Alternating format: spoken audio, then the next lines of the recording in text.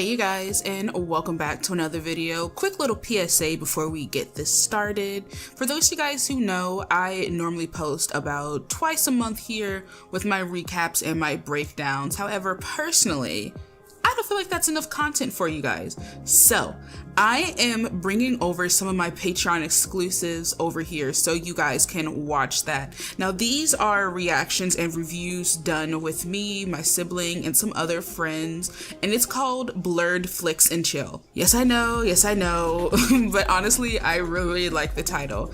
These, however, are very edited down because obviously I don't want the YouTube copyright hammer to come and bash me over the head, obviously. But if you guys want the full videos, just head over to my Patreon. The links are going to be down below. Also, if you guys love these kind of things, please like, comment, and subscribe. It honestly does so much for the algorithm, and it shows me that you guys love it and gives me motivation. Also, I finally have a new Discord. I finally finished up my Discord. That too is linked in the bio below. Alright, on to the video.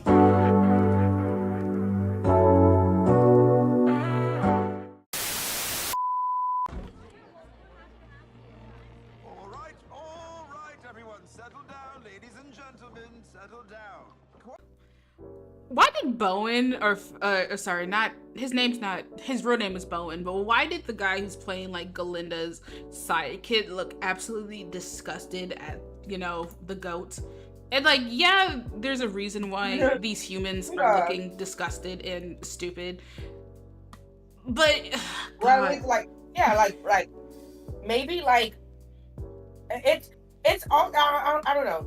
It's weird how, they portray like Elphaba's treatment compared to the other creatures of Oz, who also are like kind of odd because it's fucking Oz. Yeah. Idiot. Dr. Dillerman is not like every other professor. Maybe Clock some of it. us are just different. Clock it. Well, Clock it. it seems the artichoke is steamed. You know what, bitch? How about y'all talk about it? How about that? No, and the fact that she called her an artichoke too, like, that's basically just calling her a slur. It is calling her a slur. You know, It's a funny slur. It's I shouldn't say that. Don't say that. Is not history the past, bitch? Who's gonna tell her? Who's gonna tell her? Exactly. Like, it's not. Who's gonna tell her? Like, is not history the past, bitch? Also, he just said that he doesn't have front teeth, so he cannot pronounce the "g" part of your name. Well, okay. To bring up a previous convo that we had, in regards to like Glinda's like performative allyship and all that shit. I can't remind me again. Like, do you agree with that statement? That 1000%. Performative ally. 1000%. Because the thing that I feel about Glinda's character is that like she is a good example of people, unfortunately, who do that shit, who in some way, shape, or form, at the very basis of it all, do continue the discriminatory acts, regardless of what they are. They still aid in that. Yeah, right? because clearly she literally just called her basically a slur. Yes. Hello. Rude. It's really rude. Because he's teaching you, right? He's teaching you, and you have the audacity to be racist. Yeah.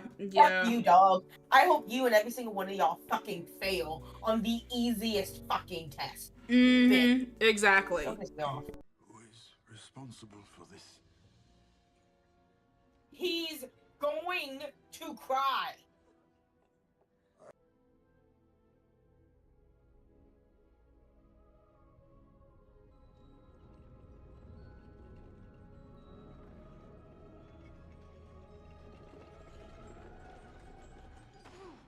Did you see that reference? Oh my gosh, I love that. What was it? It was her nails, like the classic reference of the evil witch. Let me go back.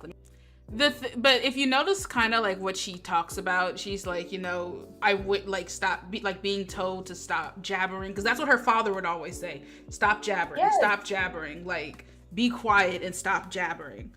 Fuck him for that. No, for Fuck real. him. And it's like, I also kind of, because I know the twist with Madame Horrible, if you notice how she's like talking to her, it's very strange, I won't reveal I won't reveal the twist, but just take note in how she's talking to her, okay? Yeah, it's kind of leading. If I can I say that? Yeah, no, it's definitely leading. Kind of leading. It's definitely leading. Like, she's fishing also, She's fishing also, trying to clearly see what makes Elphaba tick. Ooh, I don't like that. Like, she's some kind of experiment. Exactly.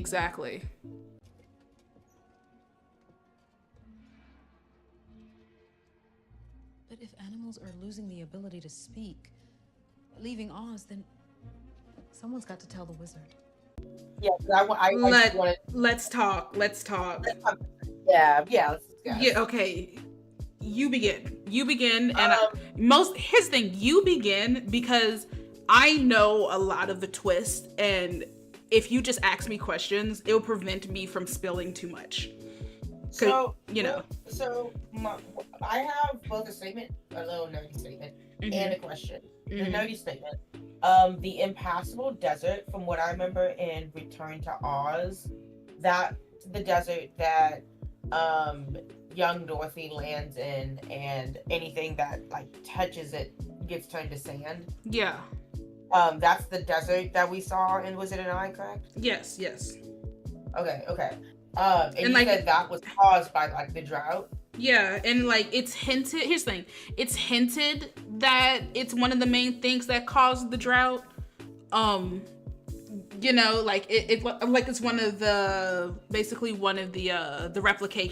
repercussions of the drought, that it just got bigger and bigger. Because think of Oz kind of like how Narnia is, and how there's like different lands and stuff like that all together. Yeah. Think of it like that. Yeah.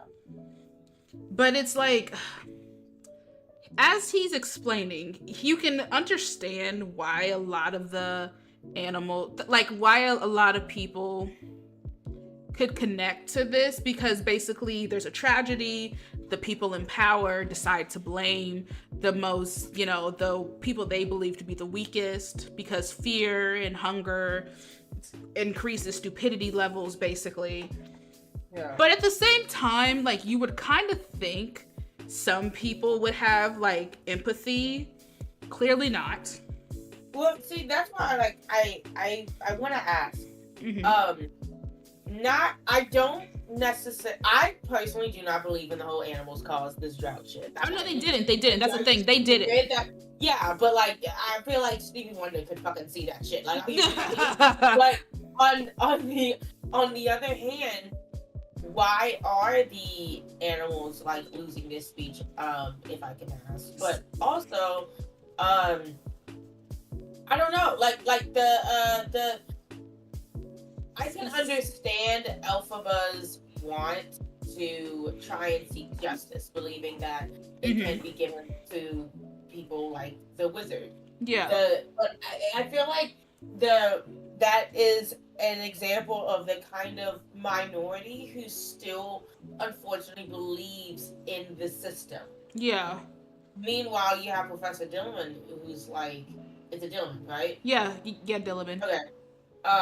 Who's like, hey man, even though this is happening and it is alarming, look at think of the possible repercussions here. They're probably gonna be like, oh well, why are all the animals like not talking? Is it a flu?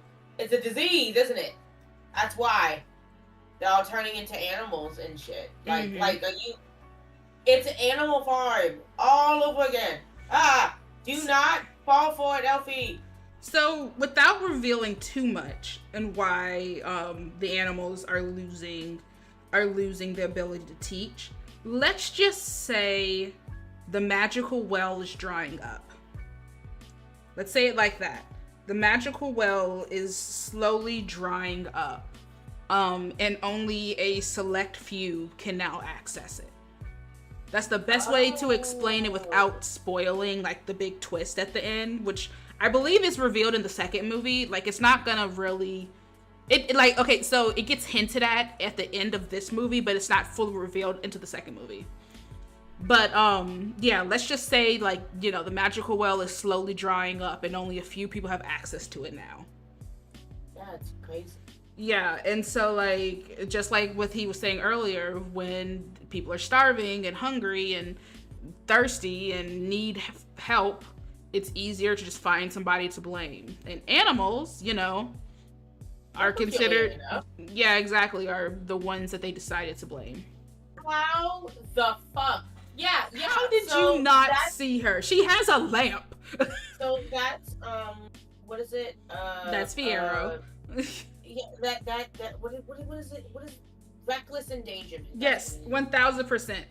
An amazing horse rider would never do that shit. Not at all. No. Exactly. Also, I would assume, is she on the path? I kind of gotta blame her for this, because, like, girl, why are you not on the path? The walking path? Because she literally, if we remember, when she went to follow Dr. Dillerman, she was on a she was on a cobblestone path. So why is she not returning on that cobblestone path? That was lit, mind you. They were lighting the torches. Why are you walking in the woods, girl? Here we go. No, I'm not seasick. Neither am I. No, I did not eat grass as a child. Oh, you didn't. I did. And yes, I have always been green. Wait a goddamn minute. No, this seems vaguely familiar. I feel like I have seen this almost exact scene in another media somewhere. What other media has he been in where he ran up on a woman of color on a horse? They had back and forth spicy talk, and then, you know, he fell instantly in love with her. I wonder where else this has happened from. Future Rachel, insert the clip here.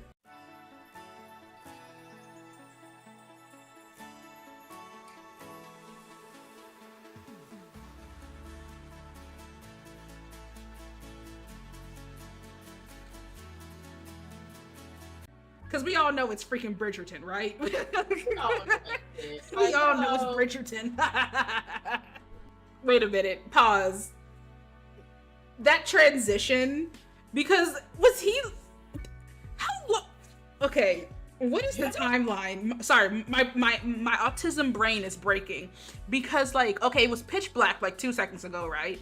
And I'm assuming it was nighttime because she has the lamp and, you know, the moon is high and all that shit, right? Why is the sun now rising? Was he, like, out there in the woods this whole time and then just now deciding to go to shiz? He was taking some time. Did he, like, sleep in the grass? He was taking some time to Did he have to collect himself before he got to shiz? Did he sleep in the grass? I'm sick of this man. Also, funny thing for people who don't know, the horse that he's actually riding is the same horse from Bridgerton. I think he adopted it. Yeah, it is. I can't remember if he adopted it. Kind of like how what's her name adopted one of the huskies from Game of Thrones. But like either he adopted it or like that was part of his contract that he wanted the horse with him because they got along so well in Bridgerton. First of all, did you know he's actually black in the books? You're joking. I'm not joking. He's distinctly described as having dark nut brown skin. So that's the first thing. I Also, like Jonathan Bailey. Don't get me wrong. Oh no! Trust me, I love Jonathan Bailey. It's just that I find it weird that like no black man has ever portrayed, or man of color has portrayed Fiyero. John Boyega. In the John Boyega. What? When? John Boyega. No, I'm so sorry. He's never done this, but John Boyega would be an amazing example. Oh no, yeah, but I'm talking about like I just find it weird that like no man of color or black man has portrayed him, because like also another thing is Yeah, he's also a prince, but he also has like so he's dark brown skin. He has like locks, I want to say. Oh, period. And he also has like Wait. blue tribal markings, like that. Like his like, there's a reason why all his stuff is like blue, like his costuming is blue and all that, because that's part of his tribe inside the books. And like, as royalty, he has like very distinct markings and all that. Yeah. But it also, God, the clear bisexual in this just cracks me up, because like I said earlier, sexuality, technically speaking, in Oz isn't really a thing. You know, like, I don't, like, if I recall, there's really like no such thing as straight, gay, whatever. You're just whatever you like, you know. You can be whatever you like. Though it does have some consequences that I will not explain on camera. I will tell you after, because it gets very disturbing. Oh. Yeah, it gets pretty disturbing. Okay. But I do like the energy that he brings as Fiyero. Also, just look at that man. like look at him. Just look at that man, like, straight up. Okay, no, because what the fuck is this library? I like the library. What if you're the only person in the library? And I'll be the only person in the library. This whole freaking thing relies on you having a second person with you. Okay. Like, wait, come with me. No. Come with me. I'm sick of you. I'm sick We're of going to you. the library. We're going to the library. We're going to the library, just gonna live there for hours. We're going to go to the library, specifically the one in Oz. Fucking what? Yeah. Yeah. Saying that to your oldest is like wrong. To say that anyone else has done more to bring you happiness in your life and it's not your sibling is already hard enough. But it's worse when we understand and know that Elphaba has put and sacrificed herself through so much for this fucking woman. Yeah. And yet. Yeah. It pisses me off because remember, this is what I said when, like, clearly she wants to have her cake and eat it too. You know, she wants the benefits of basically being coddled and all that, but then at the same time gets pissed off when you try to, like, support her. You know, like, you can't have both. And then also the fact that you're giving Glinda this type of praise after you've seen her bully your sister. That's the thing. They're in practically the same classes, and she saw firsthand that Glinda led the whole school in bullying Elphaba. And she did nothing. Nothing. Nessa Rose, you are trash. I am not ashamed of saying that. You are a grown-ass woman.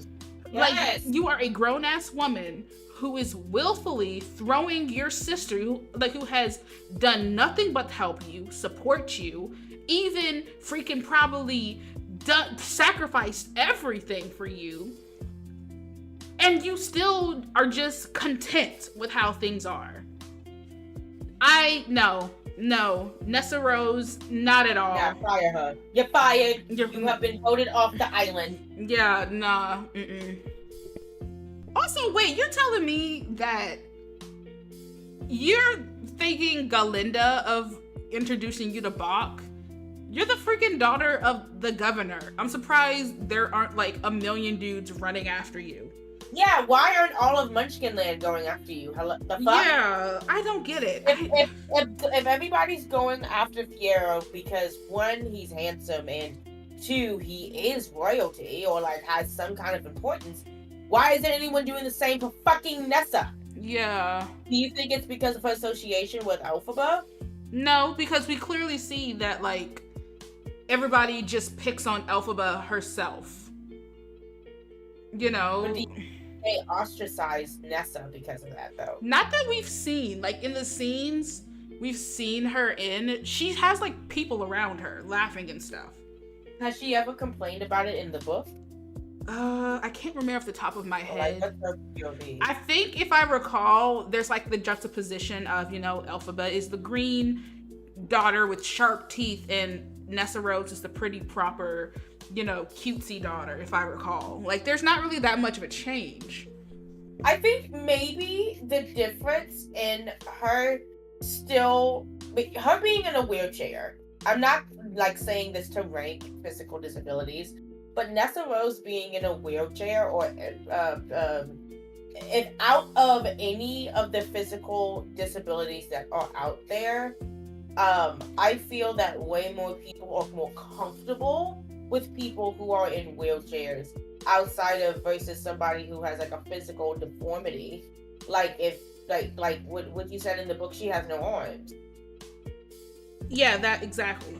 Like I know for a fact children are merciless and would not let that slide. But I also equally know that the adults are the same kind vibe too. So like maybe low key the bitterness that Nessa, like OG Nessa had for Elphaba was like unhealed vindictiveness. Well, not maybe not vindictiveness, but resentment. She's angry that even though both of them are like in a crab in the bucket mentality, she's mad that even though both of them are in the same boat of like minorityhood and like, hey, people all fucking hate us regardless of anything, we still have you're not helping our case by being weird. You're not helping our case by rocking the boat. Why can't you just do one thing for me, the conventionally attractive sister? Even though you guys both are fucking beautiful. Are you kidding me? One just has sharp teeth. That's it. Yeah. Who cares? There's talking snow leopards in this goddamn universe. The fuck? Exactly. Don't get pissed off. No. Adorable. You are... Seriously, I admire you so... Enough. A magic wand. It's a training wand. A training wand? For me? Adorable, how can I express my gratitude? It is my heart's desire to become a sorceress. Thank you for having faith in me. Actually, I have no faith in you. This is your roommate's idea, not mine. I'm confused. Miss Elphaba has requested that I include you in our sorcery seminar and insisted that I tell you this very night or she would quit. Elphaba did? But why? I'm a sorceress, not a mind reader. I have no idea why, but I can't risk losing her. So here I am. My personal opinion, dear, is that you do not have what it takes. I hope you prove me wrong. I doubt you will. Okay, so before we go on, several things. First of all, where did all of these people come from? That's the first thing, right? Where did all, because like y'all, because like there was a boat that took them there from the school, right? But like, is there like no school security? Did y'all just like tiptoe through school security and all that? What security? They privileged. You know, and then not only that, but like I thought this was supposed to be scandalous. Why is there so many people here? Also, Madame Morrible, I do not like you, but I do like that you're calling Glinda out on her shit. I don't like her either because of like she's so clearly manipulating Elphaba. No, without a doubt. At this point, she's not even trying to hide that. But I do hate the fact that like you can at least try and hide. Yeah. Try it, like, girl. She lives like I have no chance. I have no faith in you. Hello. Hello. You're a teacher at the end of it. Maybe that's why her name rhymes with horrible. Yeah, it's I don't know. I don't know. But also, look at her. Look at Elfie. I know she looks so scared and nervous. And the fact that gosh, and the fact that Glinda is like part of the bullying. But Elfie still helps her. I know. And that's what I mean when I mean like Elphaba is too nice, too empathetic for her own good at times. Yeah. Yeah, like she's way too empathetic and gives people second chances too many times. You know, it's okay. First of all, fuck y'all. Fuck every single one of you. Second of all, that outfit eats. That outfit eats better than anything all y'all are wearing. Okay. Y'all over here are just like fucking Great Gatsby ass bitches. That's what y'all think y'all. No, exactly. That it's not her fault that you guys don't understand full fashion. That y'all understand true fashion. Also, I do like the little motif where like the silhouette gives classic, you know, Wicked Witch. Yeah. You know, I really like the subtle calls that they're doing to show her transformation slowly into the Wicked Witch, you know. I like the subtle calls into previous iterations too. But then also I like that but also they kind of don't explain everything. Like for example, she didn't choose black because she liked the color. She chose black because that's her father's apparently favorite color, and she's just trying to, you know, get his favor. Yeah. You know, like she probably could wear any color that she wanted. She probably could wear any color that she wanted, but she just chose black because that's his favorite color, or that's what at least they're supposed to be wearing as, you know, the governor of Munchkinland. Then stop it. Then stop it. No, for real. You can't watch. Stop it then, bitch. Am I tweaking? Am I tweaking? I cannot. I can't watch this. Then stop it from happening. The fuck?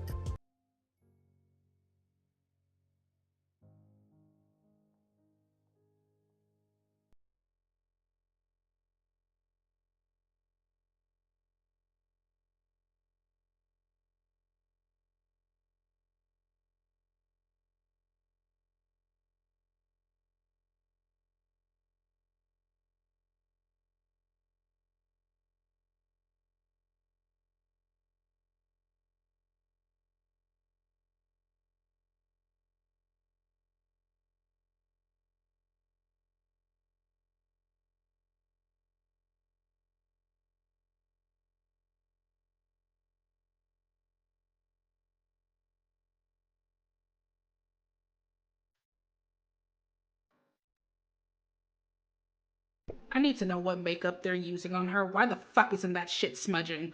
That shit is staying. That stuff is staying in place. What type of milk makeup primer are they using? Like hello? That shit didn't move at all. At all. But then also, this also ties into what you were talking about earlier about Glinda being a false ally. Well, at least a false ally, but then slowly turning into an actual. Not a false ally, a performative. Sorry. Performative ally, but then slowly learns that their performative alliedness is stupid and they have to actually do the work to make actual allyship work. Literally, this is all that's gonna take. Yeah, I think the thing with Glinda's problem is that like this is one of the first and only time that I think she gets to see just the full view outside of the house. Right?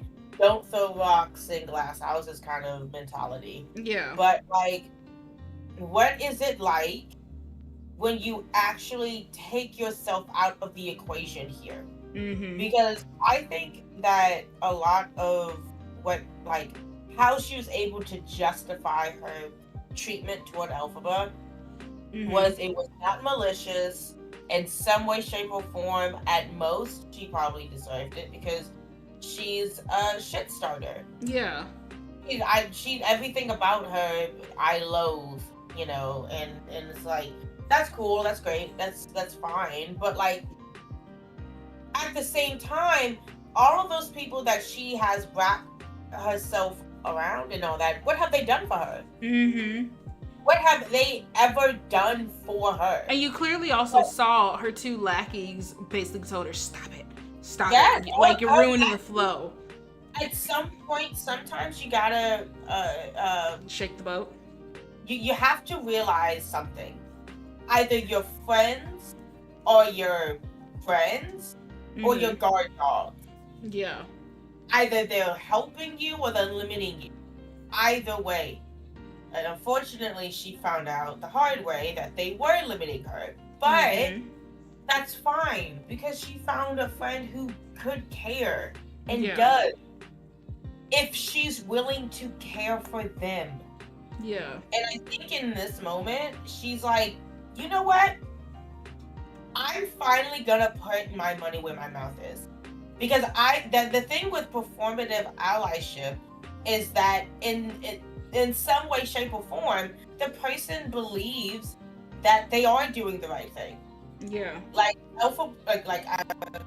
Glinda, I think that she does believe that if she can become like this great and powerful sorceress like Madame Morrible, then she can do good for the people of Oz and the folks surrounding her. Because she's very princessy coded anyway. Yeah. But here comes this wicked witch, Elphaba, her girlfriend, who shakes up her world.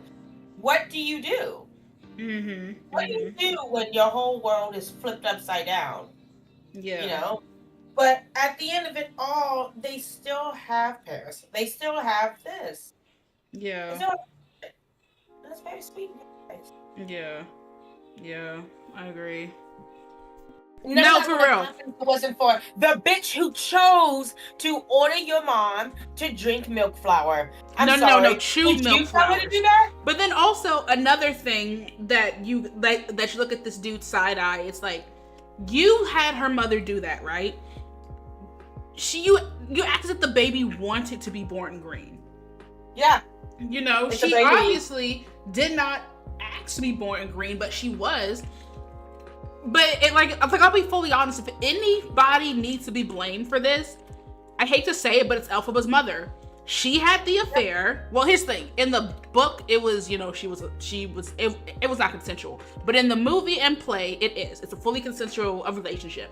She had the affair. She drank that potion. Elphaba was born green. Yep. You know. Yep. If anybody should have had that. But then also people would argue, oh, well, it's the grief talking. That was his daughter. And you can't even say he didn't have a biological love for her. You're speaking patriarchally, because then what makes Elphaba different than Nessa? Just because Nessa is half of him, they're both half of the woman he loved. Yep. So, but because Nessa isn't is only the one that's biologically his, that automatically makes her better. No. Yep. It's the same reason why where we talk about House of the Dragon and all that, on how the main argument is that Rhaenyra shouldn't become queen only because she's a woman. And they were plotting that way before she did, quote, anything wrong. They were already planning to usurp her back when she was like freaking 14. Yep. Who hasn't done anything. And they've said it plainly. It's because she's a woman.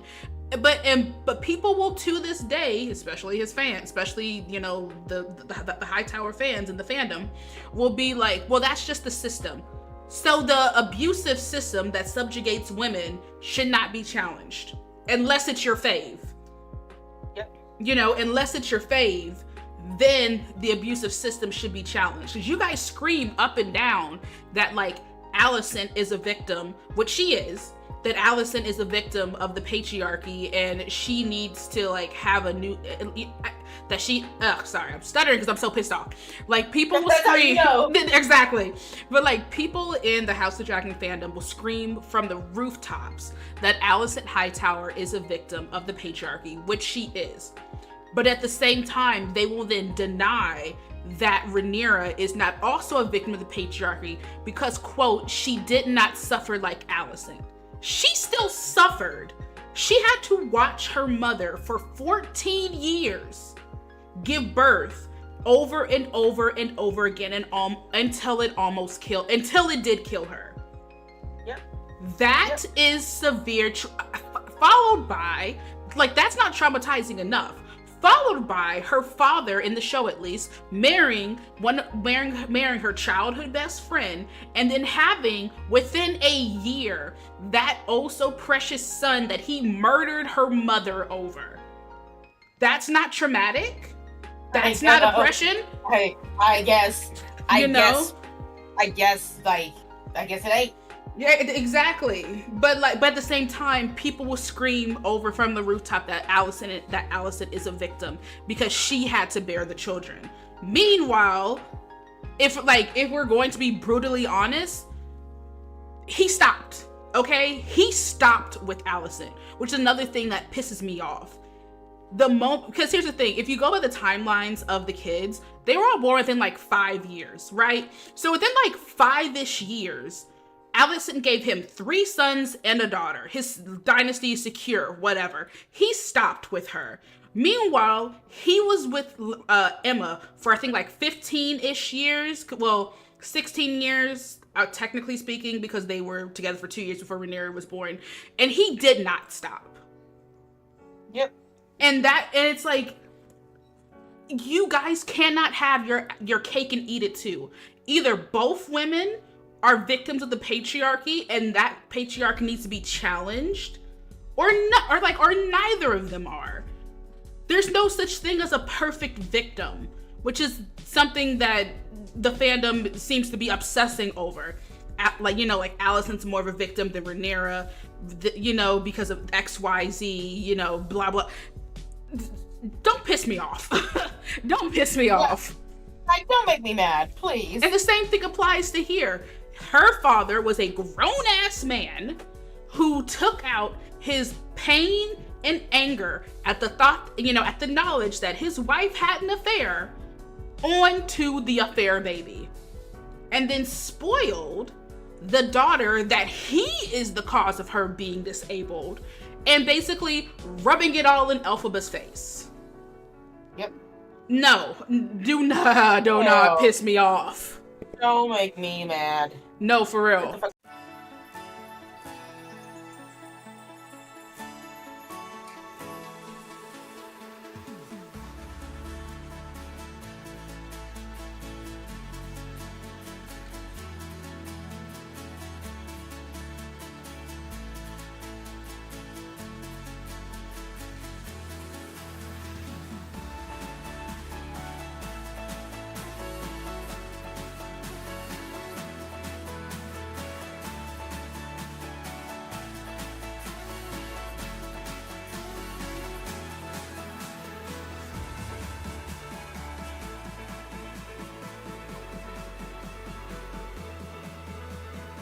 Bitch, what the fuck?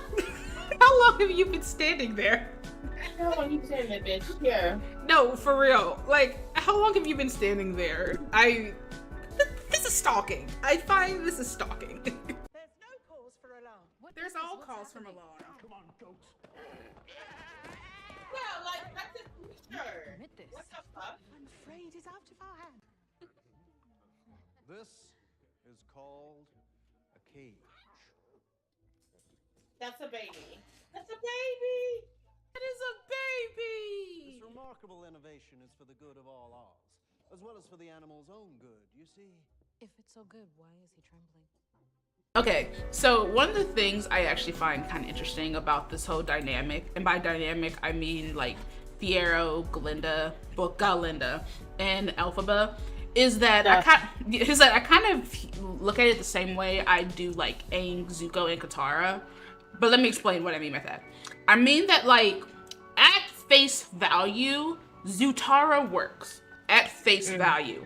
You know, the classic fire and water, you know, the fire prince and the, you know, the poor peasant girl, even though technically speaking, you could consider Katara a princess because her father is the chief of their tribe.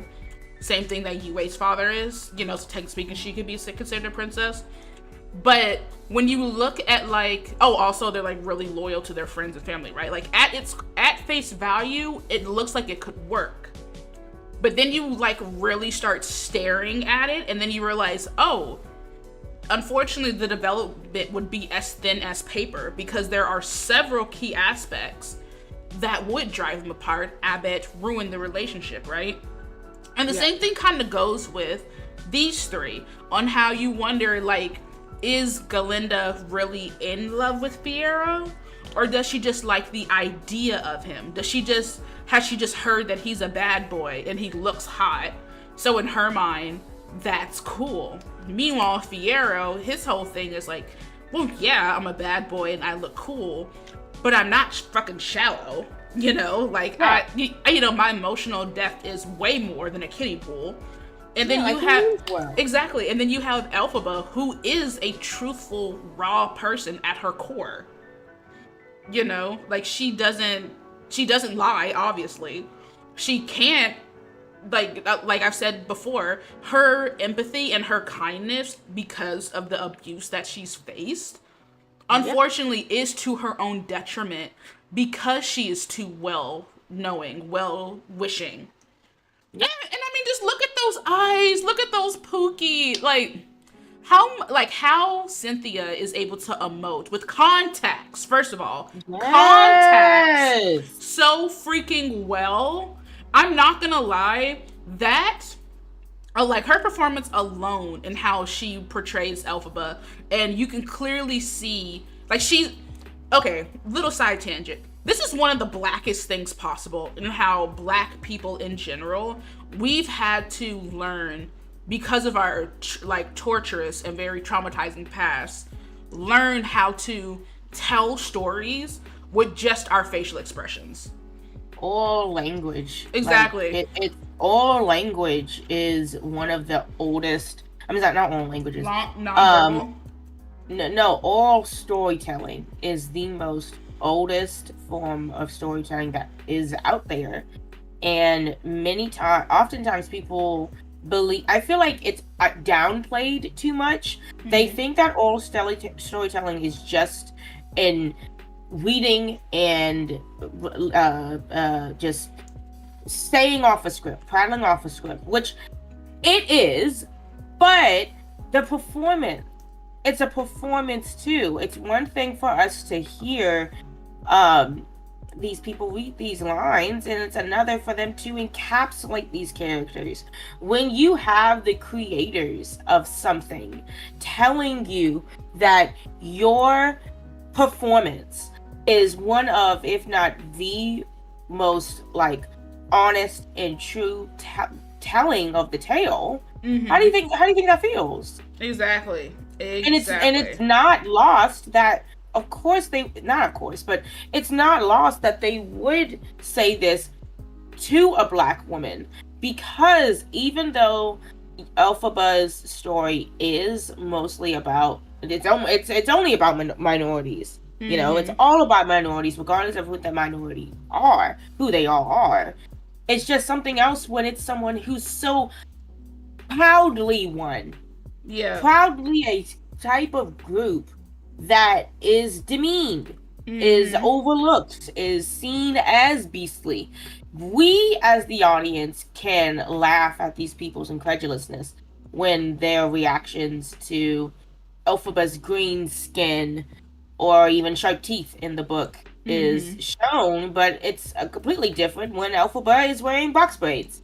Exactly. You know, you've probably been called a couple of things like this. You have been treated this way. That's a fact. Like, hair theory as a black woman is true.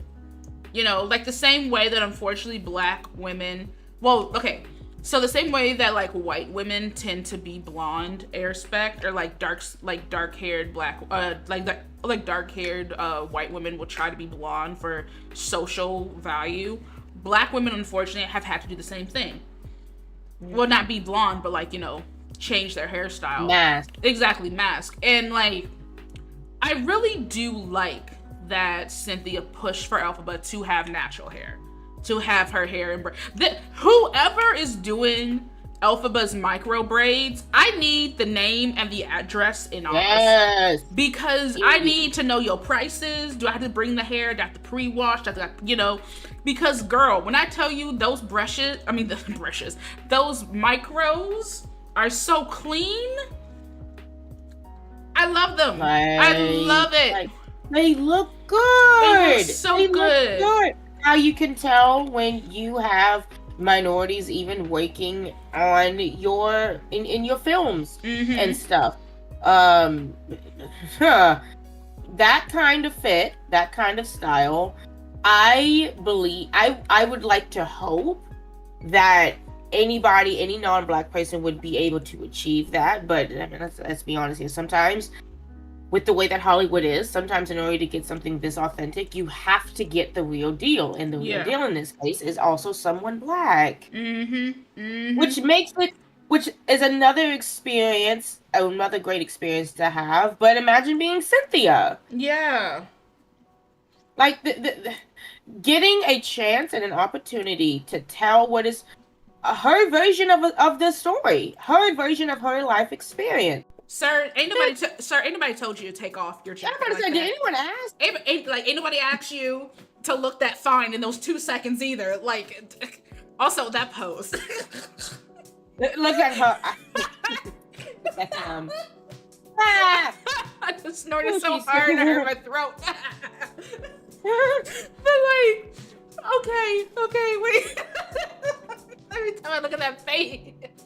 Wait, let me play so I can stop looking at his face. Okay, let me stop crying. Cause God, that is the autism where you just see the most stupidest picture and you just cannot stop laughing. But first of all, sir, I have questions. Did y'all just keep on riding until you found like an abandoned area?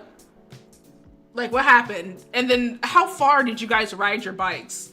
Also, how does Elphaba know how to ride a bike? Don't worry about that. I have questions. I know. Do you think I should just keep my mouth shut? Is that what you're saying? What? No. Don't say that. I'm saying... You think I want to be this way? You think I want to care this much? Also, sir, why are you rolling up your sleeves like you're about to do something? Why? Yeah. Also, What you doing? Do you see that one tweet where it said men rolling up their sleeves is the same way as women showing ankles?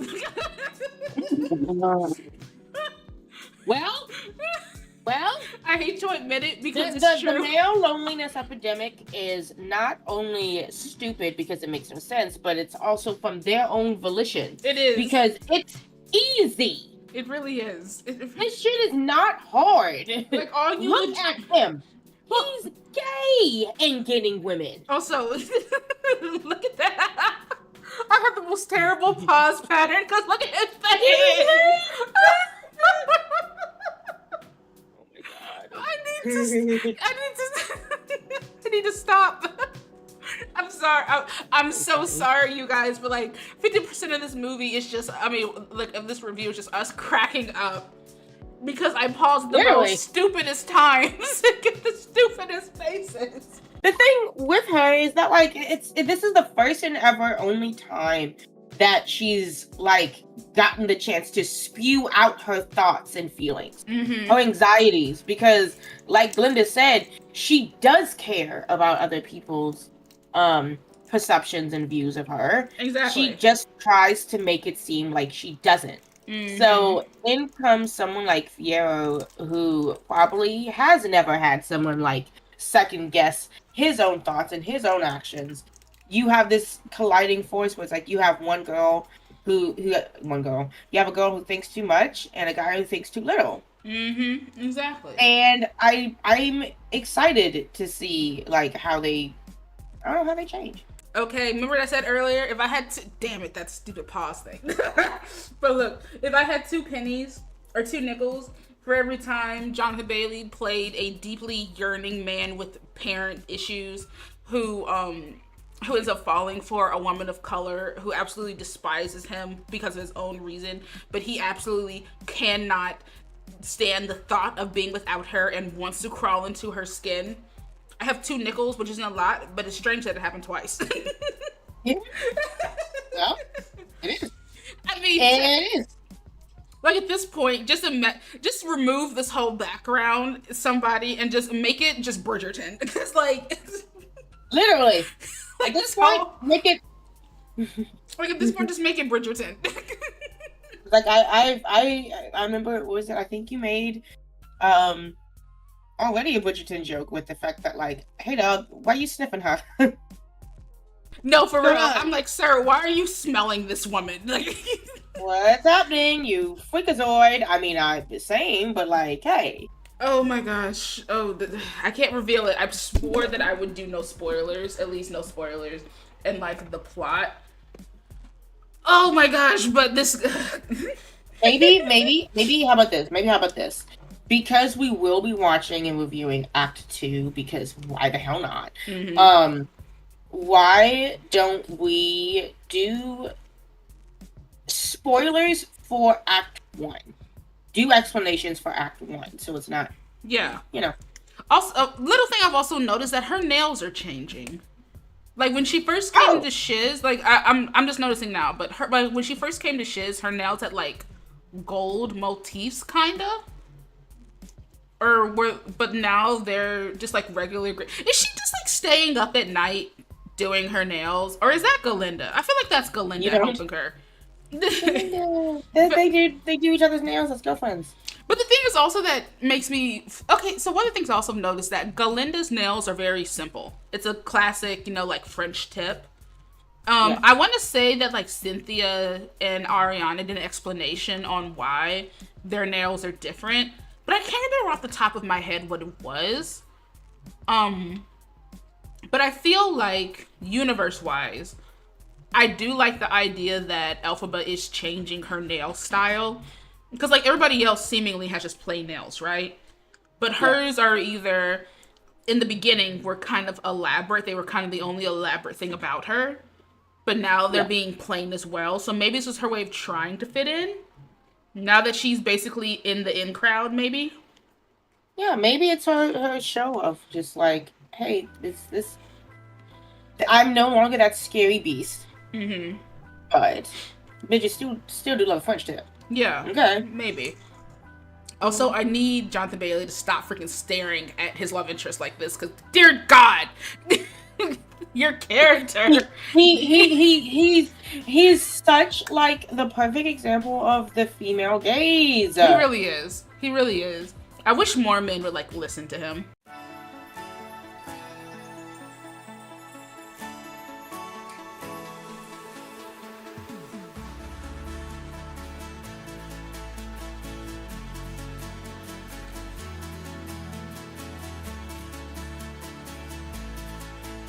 Okay, for those of you guys who do not know musical theater or know much about it, what just happened was that Elphaba basically just performed what's called the I Want song.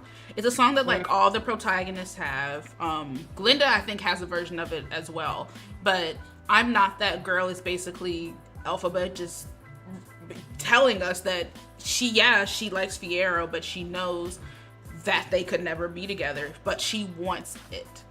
Like, she wants to be in their world, but because of her skin color, hint, nudge, nudge, she can't.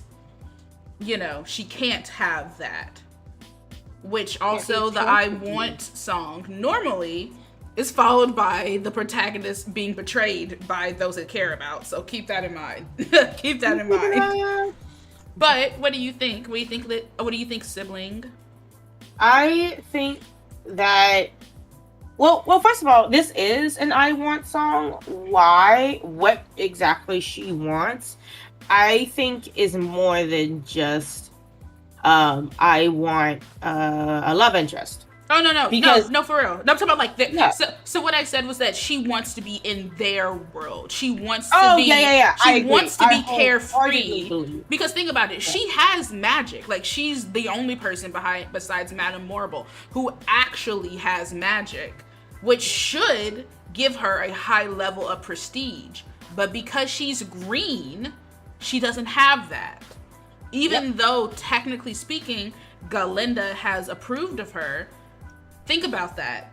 The only way she could ever get anything is if somebody of higher status can approve of her.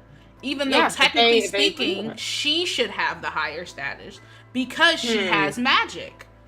Yes. And that's her thing, is like her I want song is not just, yeah, I might want Fiyero, but what I want is that life, that freedom. Even Nessa Rose, even though Nessa is also disabled, she still has much more privilege and a much more freedom than Elphaba does because she's not green. Like in this world, you know, yes, she's in a wheelchair, but as you can see, she's still very well taken care of. People don't use the wheelchair against her technically the way that they use Elphaba's skin color. Yes, against her. this whole time, this whole movie, we have not seen anyone like bash Nessa for her physical disability. We have not. Exactly. In fact, low key, one can make the argument that they pitied her more. They're more likely to pity her because of her disability than they are for Elphaba. But that also raises a huge not really, I wouldn't really call it a huge divide, but a discussion between the disability group community period. Which one is better? To be considered a beast and ignored and left to your own devices, or at least considered different in a negative way so you can better stand out and be individualistic and be more of an individual, but at the same cost of a village. Or you can have a village, we all just think that you're a child. Exactly. Which one would you rather have? Yeah. You know, and it's like, you know,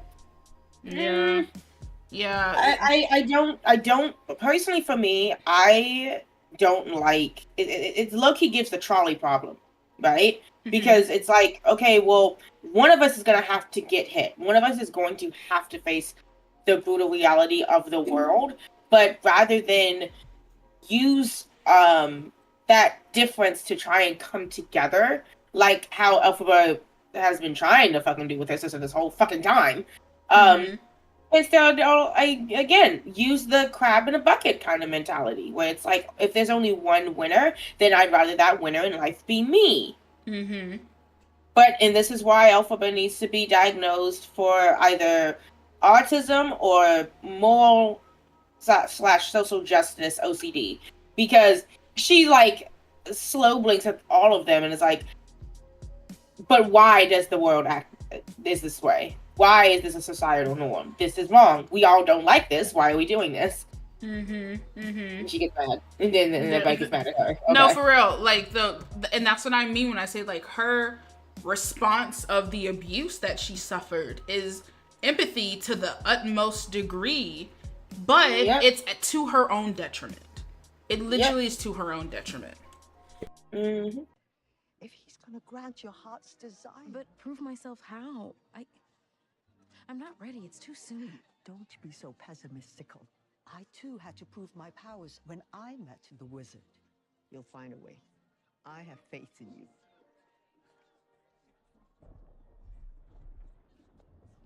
Not to fret. Weather is my specialty. Mustn't let you get wet. Okay, so weather is her specialty. Mustn't let Elphaba get wet.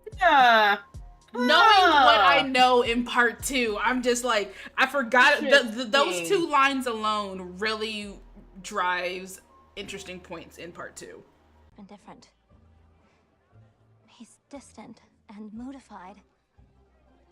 And he's been thinking thinking, which really worries me. Yeah, every single time a man thinks, something happens. Yeah, in the every world, time a and I'm single like, time a man "Really?" thinks or has a decision, the world burns. Like, Also, low-key, yeah. You're really saying this, what she's about to say. You're like really saying this to Elphaba, who clearly cared that much about, you know. Ooh, Glinda. I'm so glad. I'm so glad you get smarter later. There is no the poppy in his shirt though. There is no way this girl is blonde as fuck. There is no way. Lie! There is no way if my two best friends were looking at each other like this that I would have thought anything else that they were fucking behind my back. Ooh, this girl is so dumb. Jonathan Bailey needs to cut the bedroom eyes. I'm sorry. Stop it, sir. You're ruining every character just because you look at your love interest like that. Why is he looking at us like that? No, for real. But I love it. I mean, we need to call them Jonathan's yearning eyes at this point. Your name? Yes. Are you sure? Yes. They're trying so hard not to laugh. Because also, a thing that it also very makes it clear is that the people in Oz are in a bubble. Well, the people in the Emerald City are in a bubble. Yes. You know? Yes. Kind of like, it gives me Capital vibes from the Hunger Games. But not like, you know, but not like, you know, the whole like child endangerment and all that other shit. But like, not like people in the way that they were like the difference between Senna and Effie versus like the other teams, like Tigris. Exactly. They weren't using drugs to try and escape from the reality of their situation. These people are just capitalists. Yeah, no, for real. They're literally like capitalists of the highest degree. Yeah. And it's, also another It's us. Ain't wrong. Yeah, it's interesting. But it also makes you realize that, like, when, for example, when they said the 1% true factual tale, how much you want to bet that's not even close to what actually happened? How much you want to bet? That's not even close. When that motherfucker was over here saying, Omaha, I'm over here like, please let it not be Nebraska. No, I think he was talking about Nebraska, Omaha, Nebraska. I'm sick. I'm dead. Oh, it is. Madam Lord, what are you doing here? Oh, dearie. I couldn't miss your big moment.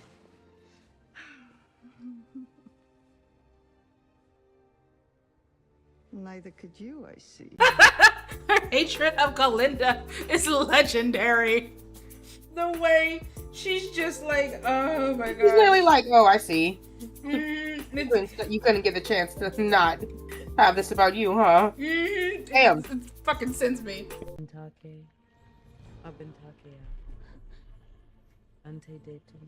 One of the things, and this kind of also draws into part 2, it's not really a spoiler, it's more of an observation that I've noticed in both mediums, is that whenever the book activates, it seemingly like puts a hold / spell over Elphaba, and she just automatically just starts reading from it. So I don't know if this is supposed to be like, oh, the book is like a good strong conduit and Elphaba is able then to use her magic with it, or is it telling us that the book is like the source of all magic? Like, what do you think? I think that the book is like, did you say a conduit? Like it's a, yeah, I think it's a conduit. I believe that magic is inherent in all of Oz, but Oz is alive for a reason. It's a little balance. It's that balance. Yeah. So whatever caused the drought, whatever greed caused the drought, and whatever weird shit is going on to cause the animals to lose their intelligence and their comprehension and just turn into animals. I think that they are connected to the Grimmery. That's the thing. I feel like they're connected to one another, but like not in the sense of like without the Grimmery, then these things wouldn't happen. Yeah. I think because they started fucking with it, this shit started happening. Yeah. But, you know. Yeah, no, I fully agree because like you said, there is a balance that has to be there. Like just like how matter cannot be created nor destroyed. I think the same thing applies to magic and how, yeah, you can use, for example, like dark/forbidden magic, but it's always gonna bite you in the butt. There's always gonna be like for example, there's a reason why like people who practice but back in the day or even in fantasy worlds, they're heavy to put you practice the evil shit, you have very bad consequences. Yep. You know, and not even just like, oh, you can practice light magic and there's no consequences. No, there's consequences. It's just not as bad as the other consequences of if you practice dark magic. Yep. You know? Like, there's consequences regardless. It's just... There's consequences. Yeah, there's consequences. It's just the severity of them. It's just a transition, dear. It's just the transition.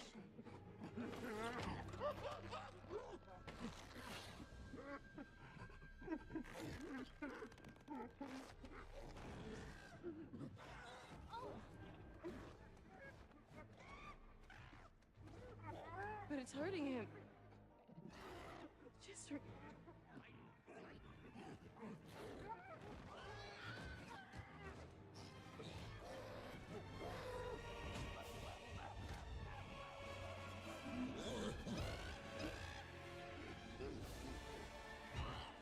And now it's like the big reveal that they tricked her into basically making the flying monkeys. Yes! She didn't mean for this to happen!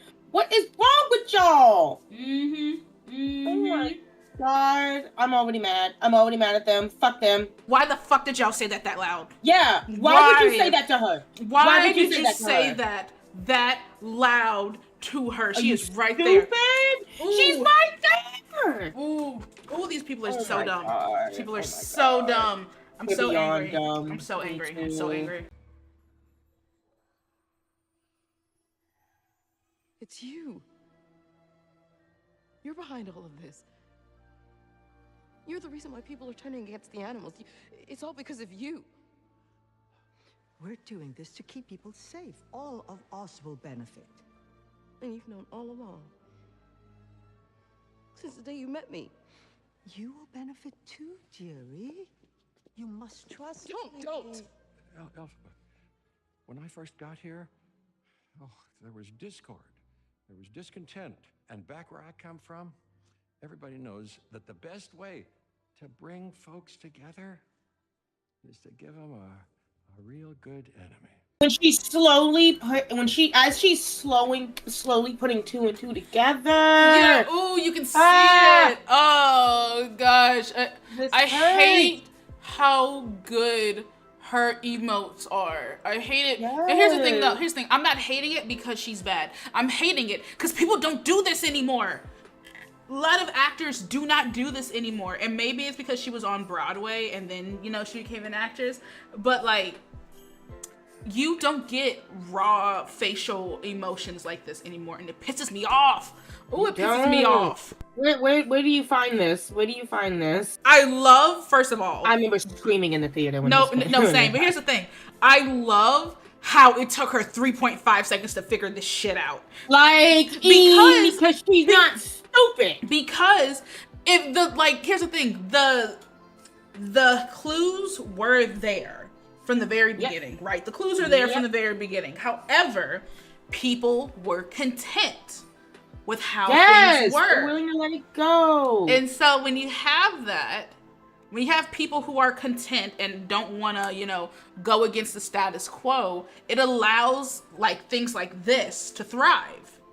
Mm-hmm. But when you really look at it, it's the reason why like conspiracy theories or like, terrible ideas really fall apart the moment you start really looking at them because they have no real foundation. Yes. But then also it took somebody who literally worshipped the ground the wizard walked on, even though we still have no reason as to why she did. But it took somebody like that to be like, wait a minute, this dude is wrong. This dude is a fraud. when other people are just blindly following everything that he says. Listen! If you want to keep your families safe, you'll stay loyal to our wizard. She did this, the green one. Don't let her get away. They are putting serious belt to ass. Like, who knew they who knew these two girls were so freaking capable of beating people's booties?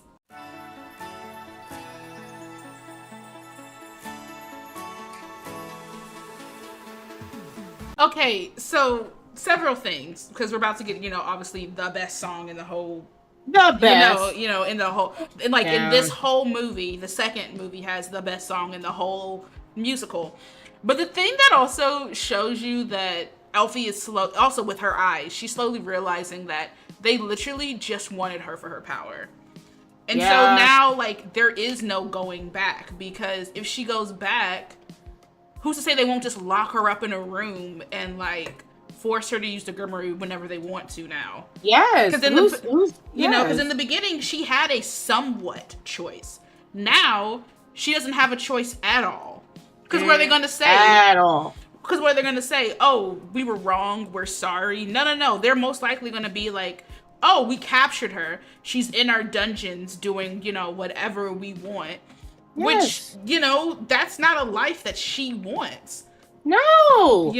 That's not a life that she wants, and that's not a life that she wants for her people. Exactly. So it's like, it's so sad, because at this moment is when she realizes that I can't go back. I can't go back. There's nothing I can do now but maybe try to fix this myself.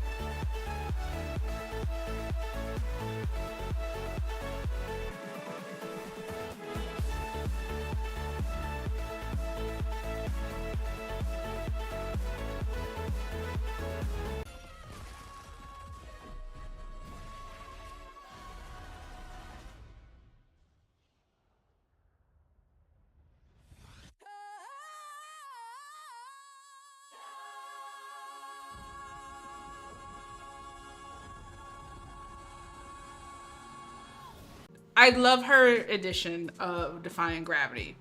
But two, it also shows clearly that people are falling for propaganda so freaking quick. Yes. So freaking quick. Y'all falling for propaganda so fast. What's wrong with that? So, I'm so, gosh, my brain is hurting because I have so much things I want to say, but I can't say because it spoils for part 2.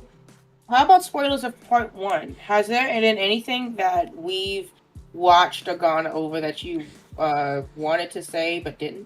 I can't think of it honestly off the top of my head, because like anything I say honestly post here would be considered spoilers for part 2.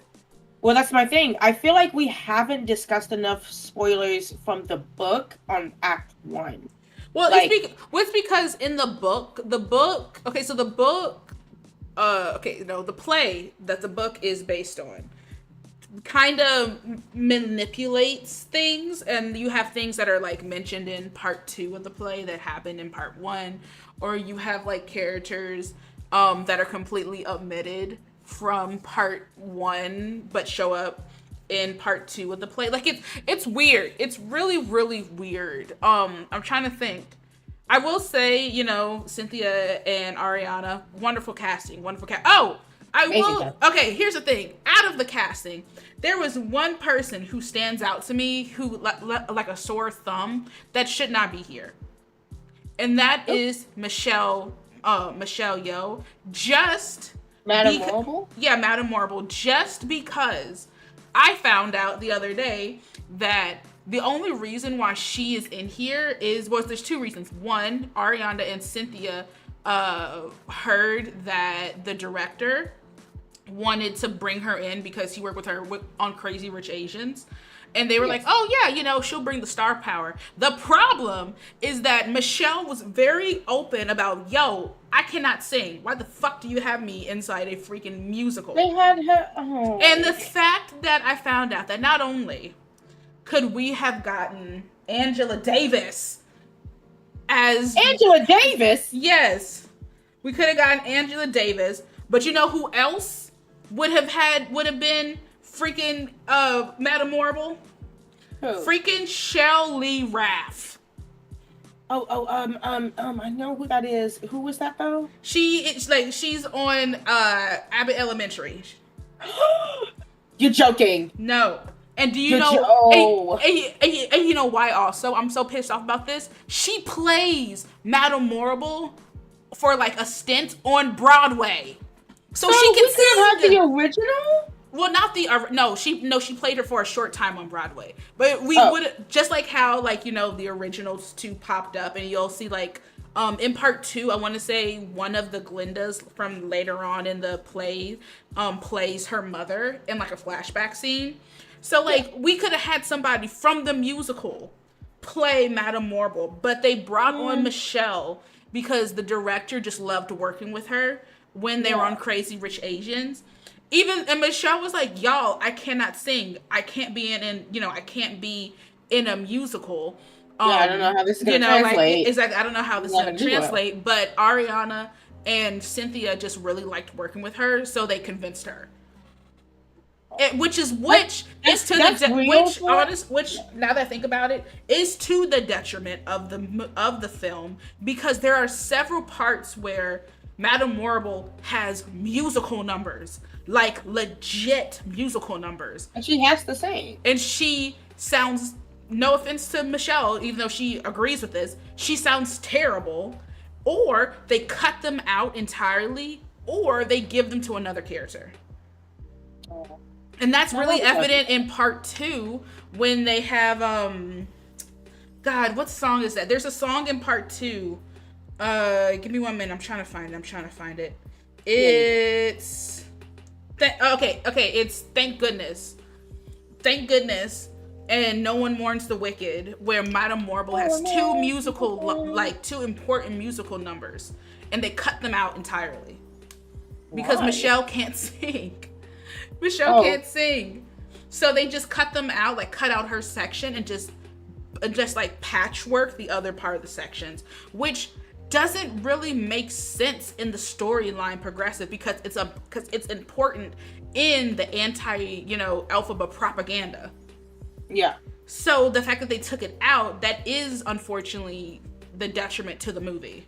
It hurts them. Yeah. Exactly. So it hurts the plot overall. And I will say, because I've seen part 2, I will give it, full disclosure, I will give part 2 an 8.5 if you have not seen the play. If you have no idea about the play, I'll give it 8.5. However, if you have seen the play and know about the musical, I'll give it a 9 out of 10. Yeah. Because, like I said, the fact and the reason why it's not a 9.5 or even a 10 out of 10 is because Michelle's musical numbers are cut out. And one of my friends and I were talking about how the timeline just doesn't make sense. The timeline just doesn't make sense because I hate when a timeline, it makes no sense. Because there's no infographics about how long time has passed and all that. Because we did some research, and so The Wizard of Oz, the movie, takes place over a week. Yeah. Right? It takes place over a week. But then the books, technically speaking, a week is crazy. Yeah, I know, right? A week is insane. But then the books take place over 2 months, which is about okay. 2 months, that's okay, right? But then with the musical, like these two, you have no idea how much time has passed. And I do appreciate that they look older, like the makeup and stuff make them look older and more mature, but you still don't know how much time has passed. Yeah, like where are we? Exactly, like has like a week passed? Are y'all having bags on your eyes because you're not sleeping? You know what it reminds me of? This What? is giving Avatar: The Last Airbender when they were trying to convince us that this was all within a year. No, for real. Like, no, the fuck it's not. Like, we all know that was over 3 years. They tried to explain that was all. They tried to convince us that those 3 seasons take place over 3 months at the end of the summer. Okay, no, Roku. You're fucking lying. It's okay. Yeah, that is okay, Roku. Because also, there's no way you can traverse the whole world in less than a year. Are you kidding me? No, you cannot do that. With all the side quests that also the gang was going on, please. Yes, exactly that. They were going all over the fucking place. And you mean to tell me that all of this happened within, what, 3 months? What was it? There's that scene when Zuko is looking at the map where he's like, the Avatar must be a genius in navigation. And it's just like a bunch of zigzags around the map. And the Avatar is still 12. Yeah, the Avatar is still 12. And I'm just like, I'm so tired. I'm so tired. But overall, as we close out, how did you feel? As you know, this is your first time actually like seeing it and reviewing it with me. How would you rate this movie? I would rate the first movie on entertainment 10 out of 10. 10 out of 10. The acting, the staging, the source material, the energy, everything is way out of the water. This is exactly what this and I think the film version of The Producers are exactly what Broadway musical to movie transition should be, right? Where it's like you can still follow along even if you're not an avid fan, but if you are, you should be. When it comes to characterization, I'm gonna give it a 7.5, if not a full 8 out of 10. The only reason why I would take off a couple points is because, well, one, the tidbit about Michelle Yeoh. I personally believe that her voice is not terrible.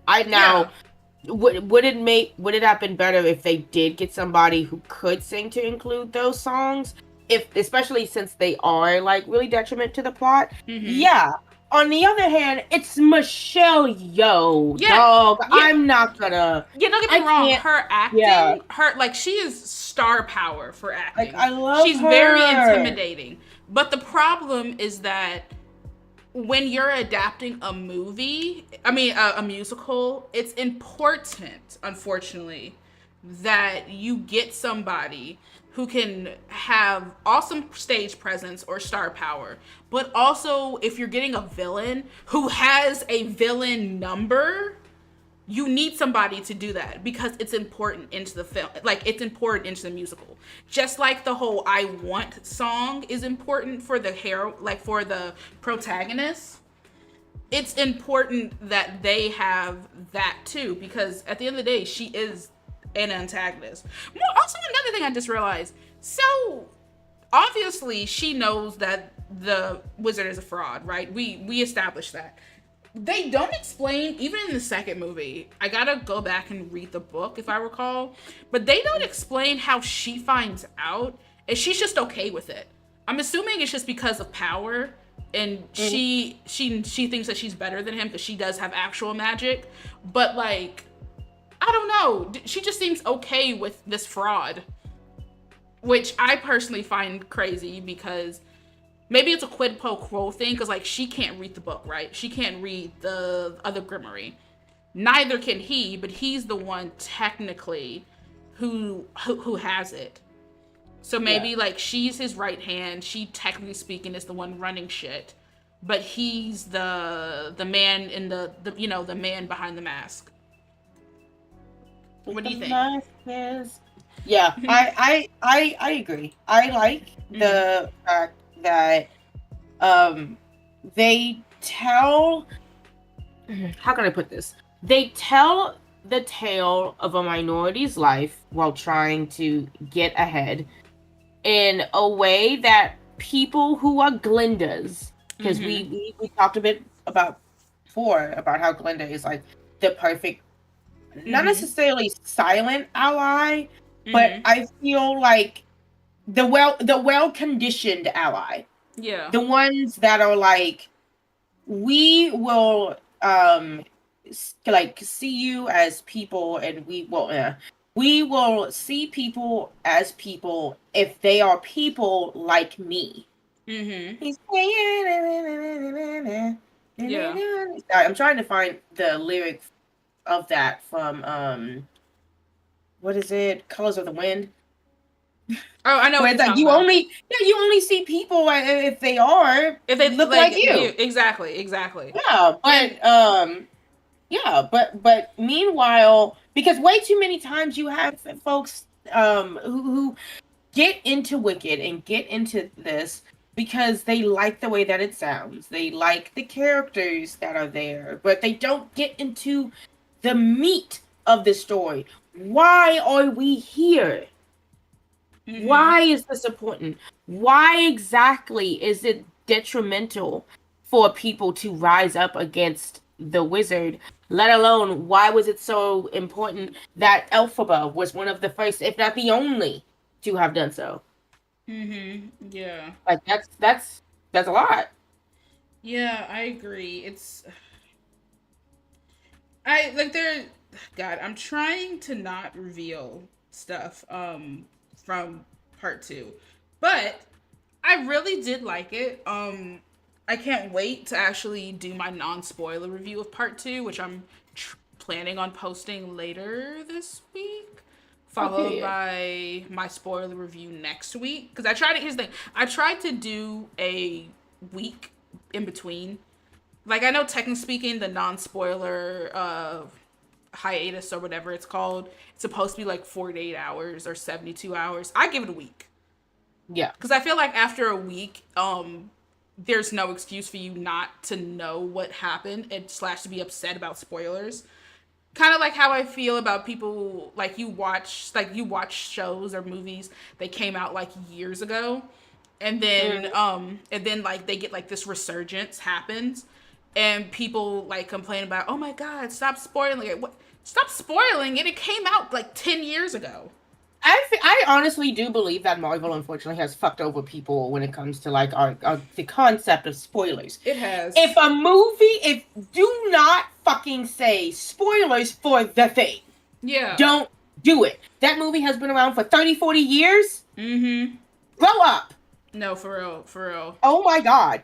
Obviously. Also, don't say no spoilers for something that you have no interest in.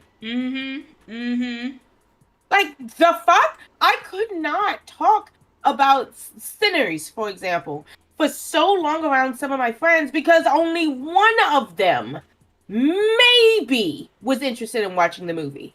Okay, then in that point, that's on them. If you have no interest, like if you openly say, oh, I have no interest in watching or even learning about XYZ form of media, you have no right to say, ooh, spoilers. Spoilers, I don't want to hear it. Yeah, no, and I'm not gonna lie. I hear that actually with like a lot of white people or like a lot of non-black people when it comes to like our shit. But that's a whole nother rant for her another day. But thank you so much, sibling. Thank you. Thank you. This was fun. It was so fun. Next time, you guys, we're going to be reviewing Superman, the new one. And we both agreed that this Superman is hot.